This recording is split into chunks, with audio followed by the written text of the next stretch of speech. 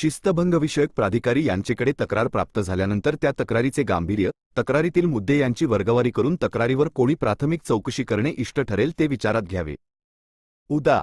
आस्थापना विषयक मुद्दे असेल तर प्रशासकीय अधिकारी, लेखाविषयक मुद्दे असतील तर लेखाधिकारी, तांत्रिक मुद्दे असतील तर तांत्रिक वर्ग वजा एक अधिकारी यांचे मार्फत प्राथमिक चौकशी कामी नेमणूक करणे योग्य ठरेल. प्रारंभिक चौकशी अधिकारी यांनी तक्रारीचे अनुषंगाने संबंधित कार्यालयातील विषयानुरूप कागदपत्रांची छाननी करावी. संबंधित अधिकारी, कर्मचारी अथवा संबंधित व्यक्ती यांचे लेखी जबाब नोंदवावे. ज्या नियमबाह्य व अनुचित बाबी निदर्शनास आल्या त्याबाबतचा प्राथमिक चौकशी अहवाल पुरावा कागदपत्रांचा 2 महिन्याच्या आत सादर करणे अभिप्रेत आहे.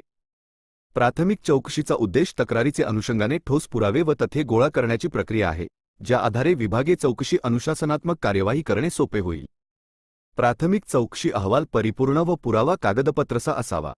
संदिग्ध व विसंगती प्राथमिक चौकशी अहवालात नसावी, अन्यथा या बाबींची पूर्तता करण्यात कालापव्यय होईल व विभागीय चौकशी विहित कालावधीत पूर्ण करणे शक्य होणार नाही.